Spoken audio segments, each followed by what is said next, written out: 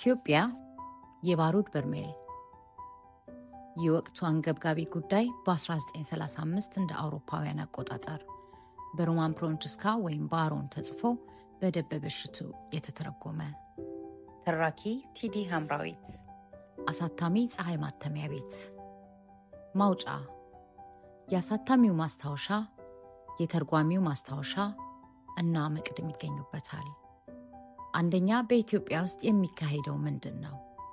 የአፍሪካ ስጋት፣ የኢትዮጵያውያን በመንታ መንገድ ላይ መሆን፣ ከኢትዮጵያ ጋር ተያያዥነት ያለው ጽሑፍ፣ የኢትዮጵያ መሪዎች ስለ ሕዝባቸው ያላቸው አመለካከት።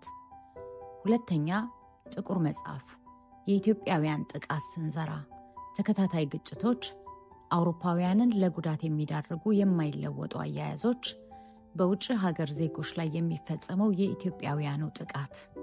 ሶስተኛ፣ የኢትዮጵያና ሌላው ዓለም፣ የኢትዮጵያ መንግስት መሰረታዊ መመሪያ፣ የኢትዮጵያ የመንግስታቱ ማህበር፣ የኢትዮጵያና የውጭ ኃይሎች፣ የንጉሠ ነገሥቱ የሰለሞን ስርወ መንግስትና መሰረታዊ ህጋዊነት፣ የአንድነት ችግርና ውስጣዊ አስተዳደር፣ ጥምር ልዩ ፍርድ ቤት፣ የቆንስላ ስልጠናና የቆንስላ ልዩ ፍርድ ቤት፣ የኢትዮጵያ መከላከያ ኃይል ጦርነት የማካሄድ አቅሙ፣ ድንበር የለሹ የማይቻሎቹ ምድር፣ ቀለማሞቹ ከነጮቹ በመላው ዓለም። ማጠቃለያ። መቅድም።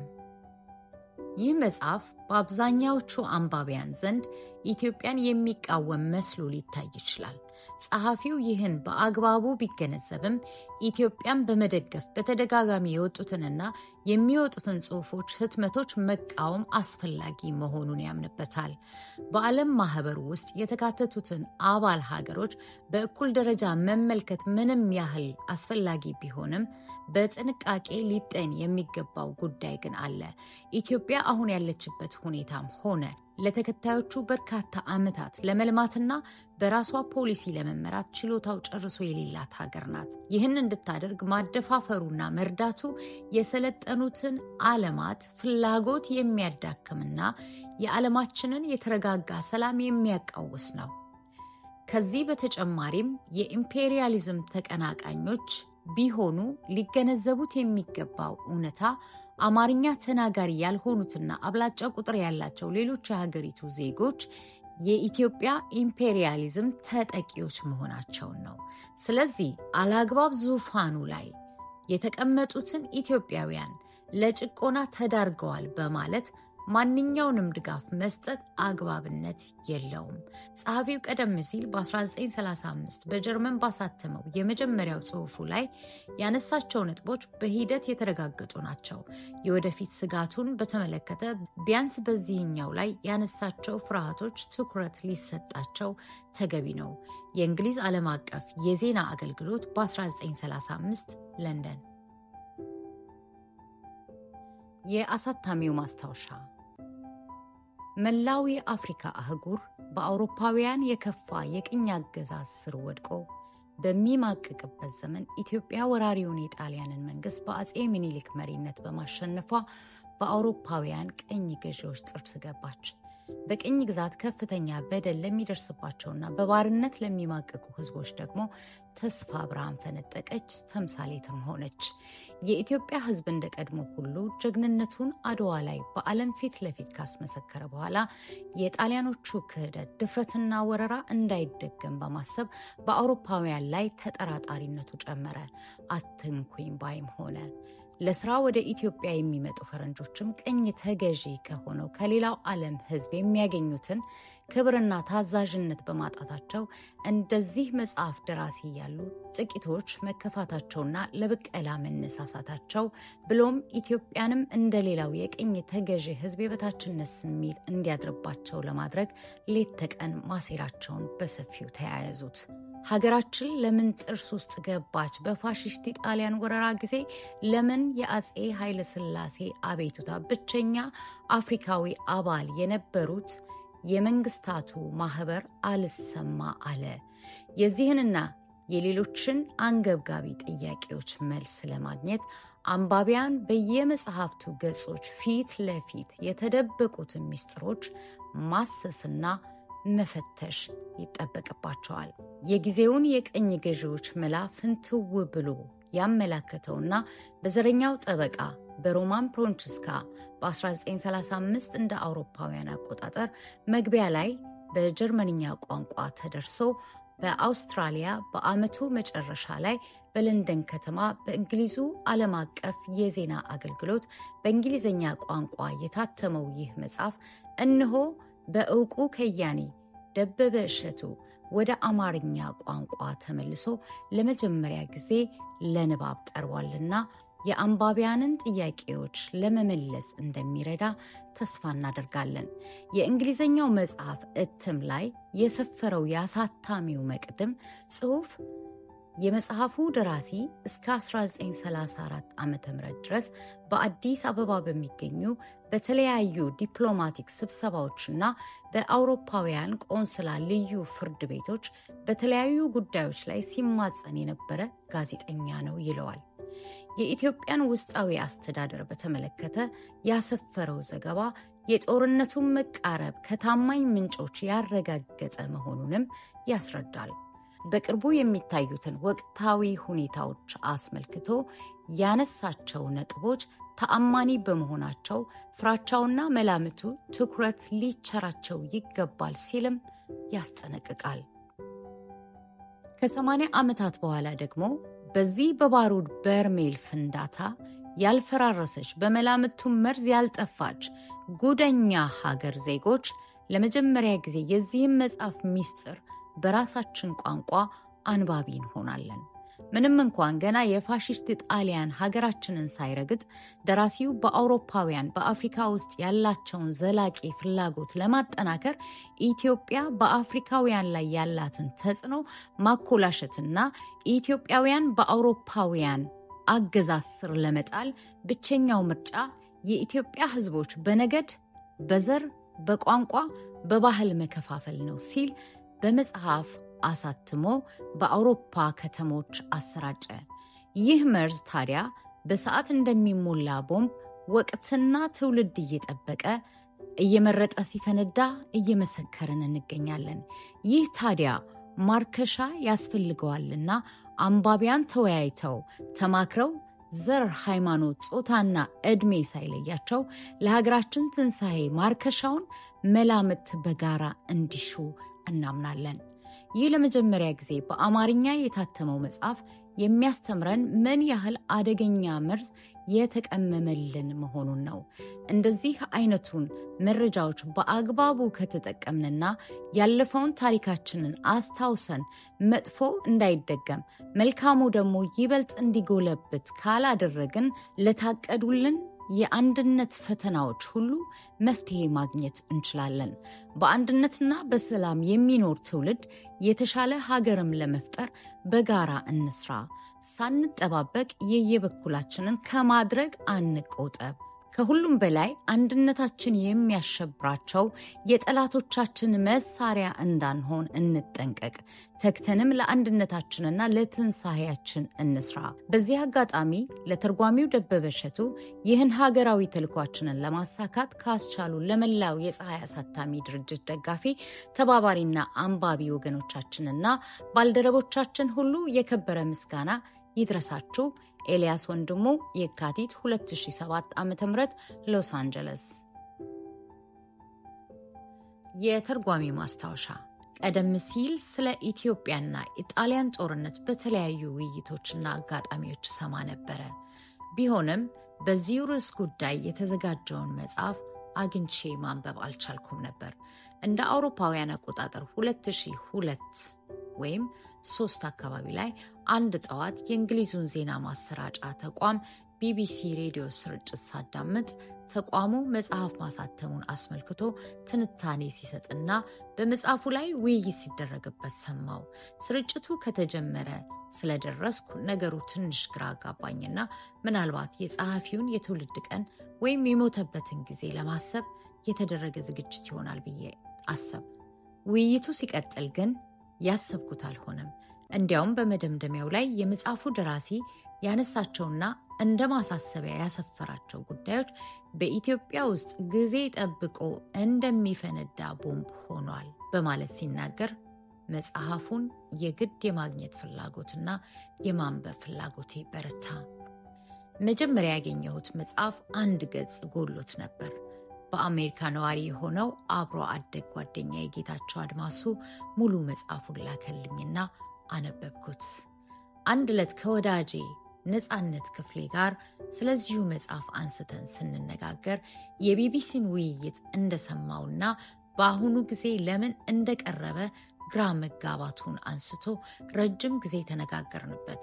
በዚህ ዕለት ነው መጽሐፉን ኢትዮጵያውያን ሁሉ ማንበብና ሁኔታዎችን ማገናዘብ አለባቸው ብዬ የወሰንኩት። ጸሐፊው ኢትዮጵያ የምትባል ሀገርና አማራ የሚባል ሕዝብ እንዲጠፋ ኢትዮጵያ በዘር በቋንቋና በሃይማኖት ተከፋፍላ በትንትኗ እንዲወጣ በከፍተኛ ደረጃ አሲሯል። ከጃፓንም ጋር ግንባር የፈጠረች አደገኛ ሀገር መሆኗን በማስገንዘብም ጥላቻውን በሚገርም ሁኔታ ገልጿል። ወደ ዓለም ማህበርም ወይም ሊግ ኦፍ ኔሽን ይህቺ ስልጣኔ ያላያት እድገት የምትጠላ የባሪያ ንግድ የምታካሂድ ሀገር አባል ልትሆን አይገባትም። ወጣቶቿ የሰለጠነው ዓለም በሚቸራቸው ትምህርት ዕድል ተጠቅመው ትምህርታቸውን ካጠናቀቁ በኋላ የሰለጠነውን ዓለም ለማጥፋት የሚጥሩ ናቸው የሚል መርዝ የረጨ ክፉ ጠላት ነው። የኢትዮጵያና ኢትዮጵያውያንን ጠላት ሁሉም እንዲያውቀው በዚያ ቀውጢ ወቅት ማን አብሮን ቆመ፣ ማን በጠላትነት ተሰልፎ ነበር ወዘተ የሚለውን ቁም ነገር ትውልድ ሁሉ ሊያውቀው ስለሚገባ ለመተርጎም ወሰንኩ። ስለ ሀገራችን በተለያዩ ዘመናት በርካታ ተመራማሪዎችና የታሪክ መጻሕፍት በተለያዩ ርዕስ ጉዳዮች ላይ ጽፈዋል። ይህን ለማድረግ ሀገር አቋርጠው ረጅምና ያልሰለጠነ መንገድ ተጉዘዋል። እነዚያ መጽሐፎች ደግሞ ከሀገራችን አልፈው በተለያዩ የዓለም ክፍሎች አብያተ መዛግብትና አብያተ መጻሕፍት በጥንቃቄ ተይዘው ታሪክን እየዘከሩ ኢትዮጵያን እያስተዋወቁና ለብዙ ትውልድ እያስተማሩ እስካሁን አሉ። እግር ጥሎን ወይም እድሉ ገጥሞን ከሀገር ወጥተን ሌሎች ሀገሮችን ጎብኝተን በሰው ሀገር ከተደረደሩ ታሪካዊ መጽሐፍት ስለ ሀገራችን ማንበብና ማወቅ የበቃን ስንቶቻችን እንደሆንን ፈጣሪ ይወቀው። እንዳለመታደል ሆኖ የራሳችንን ታሪክ በውጪ ቋንቋ ብቻ በማንበብ ዘመናት አልፈዋል። በተለያየ አጋጣሚ ከሀገር ወጥተው ኑሯቸውን በውጪ ያደረጉ ኢትዮጵያውያንም ቢሆኑ ከሚገጥማቸው የኑሮ ፈተና የተነሳ የእኛም ማንነት ፍንትው አርገው የሚነግሩንን ወዳጅ ጠላታችንን የሚያሳውቁንን እነዚያን ጥራዞች መተርጎምና ለማንበብ ማብቃት ቀርቶ ለራሳቸውም የማንበቢያ ጊዜ የላቸውም። ጊዜ መልካሙ ይህን ክፍተት እንዲሞላ በምክንያት ከሀገሩ የወጣውን የፀሐይ አሳታሚ ድርጅትን ፈጥሮልን በርካታ መጽሐፍትን ለማንበብ አብቅቶናል። ሰው ከተወለደበት ካደገበት ከኖረበት ሀገሩ በመውጣቱ እንኳን ተሰደደ ባይባልም እኔ ግን አቶ ኤልያስን እንኳንም ወጥተ ይህን ድርጅት ለማደራጀትና እኛ ያጣነውን ትውልዱ ግን ሊያውቀው የሚገባውን የሀገሩን እውነታ ለማሳወቅ ቻልክ ማለት እደፍራለሁ። የቁጭቴ መወጫ ትርጉም ለመነበብ የበቃው በፀሐይ አሳታሚ ድርጅት መኖር ነውና ኢትዮጵያም ምንጊዜም ቢሆን የጎደለባትን የሚሞላ ያጣችውን የሚያስገኝላት የናፈቀችውን የሚያቀርብላት አምላክ አላትና በፀሐይ አሳታሚ ድርጅት ገና ብዙ ያላወቅናቸውን ነገሮች እናውቃለን። ደበበ እሸቱ ህዳር 2007 ዓ.ም አዲስ አበባ። ምዕራፍ 1 በኢትዮጵያ ውስጥ የሚካሄደው ምንድን ነው? ከአውሮፓ በ3000 ማይልስ ርቀት ላይ በጨለማው የአፍሪካ አህጉር በስተምስራቅ በኩል ስርወ መንግስታቸውን ከአዋቂውና ጥበበኛው ንጉሥ ሰለሞን የሚያጣቅሱ ነገስታት የሚገዟት ከ1935 ጀምሮ በአፍሪካ ብቸኛዋ ሊግ ኦፍ ኔሽን አባል የሆነችው ኢትዮጵያ ትገኛለች። ለመሆኑ ይችን ሀገር በድንገት ወደ ዓለም አቀፍ ፖለቲካ መድረክ ያስገባት ለእንዲህ አይነት ክብር ያበቃት ምክንያት ምንድን ነው? ካለፉት 4 ዓመታት ጀምሮ በአዲስ አበባ የሚገኘው የኢትዮጵያ ንጉሠ ነገሥት መንግስት የውጭ ፖሊሲውን በአውሮፓውያንና በአሜሪካ ላይ በስራ ላይ ለመተርጎም እየተንቀሳቀሰ ነው። ከጃፓን ጋር በፈጠረው ጥብቅ ቁርኝት በሚያገኘው ትብብር በመታገዝ ከነጩ ዘር ጋር የሞት የሽረት ትግሉን ጀምሯል። ይህ ድርጊቱ በቸልታ ከታለፈ አደገኛነቱ ከመጠን ያለፈ ይሆናል። ጥቃቱ ከኢትዮጵያ ግዛት አልፎ ወደ አካባቢው አዋሳኝ ሀገሮች ተሸጋግሯል። በዚህ ጥናት ሁለተኛው ክፍል ላይ የጥላቻውን ማሳያ በዝርዝር ተገልጿል። በዚህ የጥቃት ዕቅድ ውስጥ ተጠቂዎቹ በአፍሪካ የሚገኙ ሁሉም የቅኝ ገዢ ኃይሎች ናቸው። በማስረጃነት የምናቀርበው በኢትዮጵያና በጣሊያን መካከል የሚካሄደው ሀገራዊ ድንበር ግጭት ነው። ጣሊያኖች በሰሜን ኤርትራ፣ በደቡብ ምስራቅ በሶማሊያ ባሏቸው የቅኝ ግዛት ሀገሮቻቸው ሳቢያ የኢትዮጵያ አጎራባች ናቸውና በዚህ አቅጣጫ በአውሮፓውያን ላይ የሚሰነዘረውን ጸረ ቅኝ ገዥነት ጦርነት ለመመከት በቅድሚያ እርምጃ ሊወሰድ ይገባል። በኢትዮጵያ መንግስት የሚደገፈው የወጣት ኢትዮጵያውያን ንቅናቄ በዘዴና በጽናት እየተንቀሳቀሰ ይገኛል።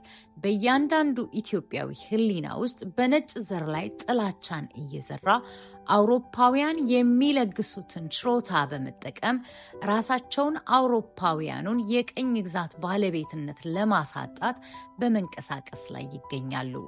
አውሮፓውያን ለጥቁሮች የዘረጉት የትምህርት ስርዓት መርዛማ ፍሬ እያፈራ ይገኛል። የሀገሪቱ ዜጎች ለሕግ የማይገዙ በስርዓት የማይመሩ በመሆናቸው ቅኝ ገዢዎች ለጉዳዩ ትኩረት በመስጠት ማንኛውንም ራስን በራስ የሚያስተዳድር መንግስት አደገኛ አዝማሚያን ሊቆጣጠሩ ይገባል። እንደ ኢትዮጵያ መንግስት ግምት የኢትዮጵያ ግዛት ከ10 እስከ 12 ሚሊዮን የሚደርሱ ጥቁሮች ህዝቦች የሚኖሩበት የጀርመን ግዛት 2 እጥፍ የሚሆን ሀገር ነው። በአንድ አቅጣጫ ከምስራቅ አፍሪካ እስከ ሱዳን፣ በሌላ አቅጣጫም ከሱዳን እስከ ኮንጎ ሲያካልል፣ በስተሰሜን ከጣሊያን ቅኝ ግዛት ኤርትራ፣ በስተምስራቅ ከፈረንሳይ፣ እንግሊዝና ጣሊያን ቅኝ ሀገር ሶማሌላንድ፣ ኬንያ፣ ከእንግሊዝ ሞግዚት አስተዳደር ኡጋንዳ፣ በደቡብም በእንግሊዟ ቅኝ ግዛት ሱዳን ጋር ይዋሰናል።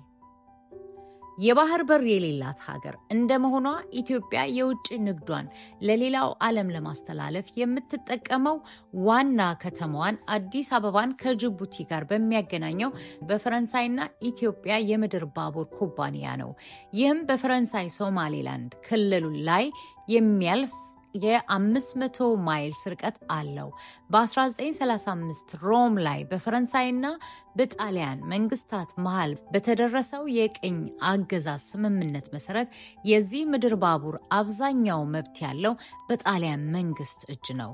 ወደ አዲስ አበባ የሚገቡበት 2 የቴሌግራፎች መስመሮች የሚተዳደሩት በውጪ አስተዳደር ነው። የሀዲድ መስመሩን ተከትሎ ያለው የፈረንሳይ ሲሆን በሰሜን አቅጣጫ በሚገኘው የኤርትራ ድንበር ግን የጣሊያን ግዛት ነው። ከዚህ ውጪ ያለውና አሮጌው የንግድ ጉዞ መስመር በበጋ ወቅት ካልሆነ በቀር ለመኪና መተላለፊያነት የማያገለግል ያልሰለጠነ መንገድ ነው። ሀገሪቱን በአጠቃላይ እንቅስቃሴ የሚያስተናግዱትም እነዚሁ መንገዶች ብቻ ናቸው። ለውጭ ገበያ የሚዘጋጁ ጠቃሚ ምርቶች ለራሳቸው ለኢትዮጵያውያንም ሆነ ለአውሮፓውያን የኢኮኖሚ ጠቀሜታ የንግድ የባህር በር ያስፈልጋቸዋል።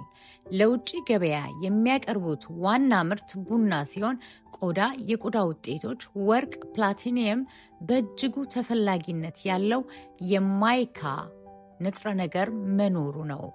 ከሁሉም በላይ የነዳጅ ዘይት አለ ተብሎ በመታመኑ ሀገሪቱ በአካባቢው ምንም አይነት ነዳጅ ቢቀጣጠል ከፍተኛ እሳት ይነሳል ብለው ይፈራሉ። በሀበሻ ምድር በርበሬ ከመመረቱ ሌላ ዝባድ የሚገኝበት ብቸኛ ሀገር ነው። ኢትዮጵያ ከመካከለኛው አፍሪካ ተመራጭ የሚያደርገው ዋና ከተማቸው አዲስ አበባ በተራራማ አካባቢ የሚገኝ በመሆኑ ተወዳጅ የአየር ጠባይ እንዲኖረው ማድረጉ ነው። ደጋማው የሀገሪቱ ክፍል ከትኩሳት በሽታ፣ ከወባ፣ ከቢምቢ፣ ከእንቅልፍ ትንኝ የጸዳ ነው። የምድር ሰቅ በ5 ዲግሪ ርቀት ላይ የሚገኝ በመሆኑም አየሩ ጠባይ ተመጣጣኝና ለአውሮፓውያን ተስማሚ ነው። ኢትዮጵያን የቀን ተቀን የፖለቲካ ማዕከል ያደረጋት የአውሮፓውያን የቅኝ ገዥነት መስፋፋት ጉጉት ሳይሆን የሀገሬው ዜጎች በዓለም ላይ ካለው የኢኮኖሚ ሁኔታ ጋር ለመመጣጠን ያላቸው ፍላጎት፣ ስለ ሰላም ያላቸው ምኞትና አውሮፓዊ ስልጣኔ ነው። የአፍሪካ ስጋት በኢትዮጵያ መንግስት አስተዳደር ላይ የሚታየው አሳዛኝ ጉድለት በሀገሪቱ ኢኮኖሚና የባህል እድገት ላይ እስካሁን ያሳደረው ተጽዕኖ ነው። ገዢው የአማራ ብሔር ለውጭ ኃይሎች ያለው ጥላቻ ለሁሉም የውጭ መንግስታትና ዜጎቻቸው አሳሳቢ ሆኗል።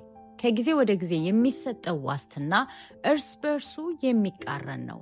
በውጭ ሀገሮች በመታተም ላይ ያሉት ሀተታዎችና መግለጫዎች ሆን ተብለው የህብረተሰቡን አስተሳሰብ ለማዛባት የሚረጩ ናቸው። በተቻለ መጠን የውጭ ኃይላትን በማዳከምና ተስፋ በማስቆረጥ በጣሊያን ባላደራነት በውጭ ኃይሎችና በኋላም በልባሙ ንጉስ በሚኒሊክ ለሀገሬውና ለነጮች የለሙትንና የተደራጁትን የአውሮፓ ተቋማት ለማጥፋት የተቃጣ አካሄድ ነው። የኢትዮጵያ ህዝቦችና ነገዶች በዘር፣ በቋንቋ፣ በባህል ከኢትዮጵያ ገዢዎች ጋር ራስን በራስ የማስተዳደር መብት ተሰጥቷቸው ቢሆን ኖሮ ገና ድሮ የኢትዮጵያዊነትን አስኳል ከውስጣቸው አውጥተው በጣሉ ነበር። ሁኔታው ግን ከዚህ የተለየ ነው።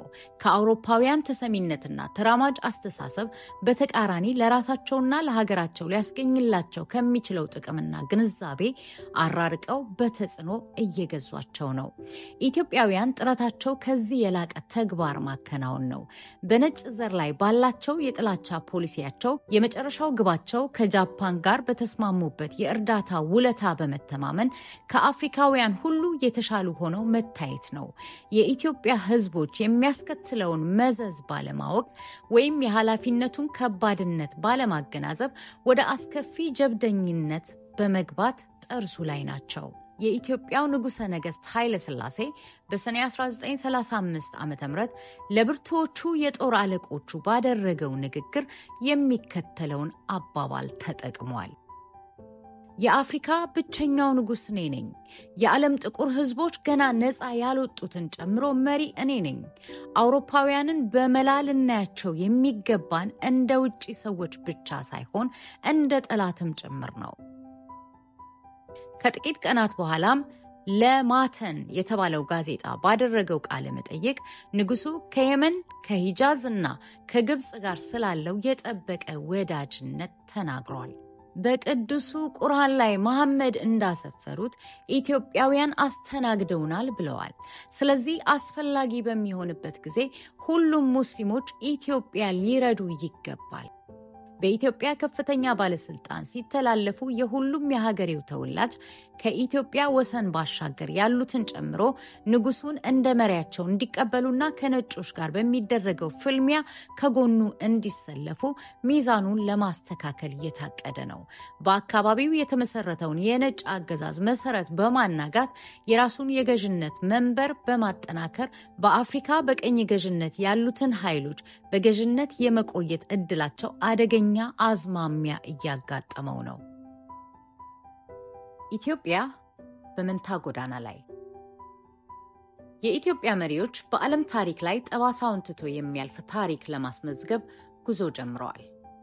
አሁን መምረጥ ያለባቸው የአውሮፓውያንን በአፍሪካ ውስጥ ባላቸው ተሰሚነት ውስጥ በመካተት በፈቃደኝነት ለሚካሄደው ባህላዊ ልማትና ስልጣኔ ታማኝ ተባባሪ መሆን ወይም በማይረባ ቅሬታና በተቃወሰ የዘር ጥላቻ መላቢስ የሆነውን ፖሊሲ በነጮችና በጥቁሮች መካከል የጥላቻ እሳት በማቀጣጠል ዓለም አቀፉን ህዋ ሁኔታ በመበከል በመካሄድ ላይ ያለውን ሰላማዊ የስልጣኔ ሂደት ማኮላሸት ነው። የዚህ ጥናት ዋነኛ ትኩረት አስፈላጊ ስለሆነው ክስተትና በነጩ ህብረተሰብ ላይ የሚካሄደውን የጥላቻ ዘመቻ በዚህ በ11ኛው ሰዓት ላይ በጽሁፍ በተመሰረተ ማስረጃ የታገዘ ማስጠንቀቂያ መስጠት ማስፈለጉን ማስገንዘብ ነው።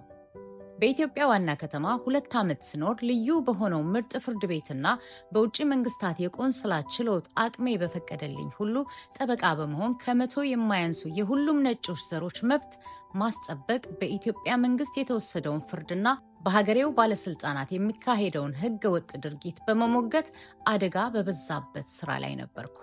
በእነዚህ ጉዳዮች ላይ ያስመዘገብኩት የድል ውጤት ሁሉም ቆንስላዎችና ዲፕሎማቲክ ሚስዮኖች በአግባቡ እንዲቋቋሙ አድርጌያለሁ። በኢትዮጵያ ባሉት አውሮፓውያን ላይ የሚደርስባቸውን በገንዘብም ሆነ በፖለቲካ በደልና ግፍ በጄኔቭ ለሚገኘው ለዓለም አቀፍ መንግስታት ቢሮ በማመልከቴ በሀገሪቱ ውስጥና የውጭ ደህንነት ላይ ታሴራለህ በሚል ውንጀላ በጥር 1334 የኢትዮጵያ መንግስት ከሀገር እንድወጣ ወሰነብኝ። ይህም ለቆምኩለት ዓላማ ያካሄድኩት ሙግት ምንኛ የተሳካ እንደሆነና የኢትዮጵያ መንግስት የሚያካሂደውን ህገወጥ ተግባር በምንም መልኩ እንዲታወቅ ያለመፈለጉን በገሃድ የሚያሳይ ጉዳይ ነው።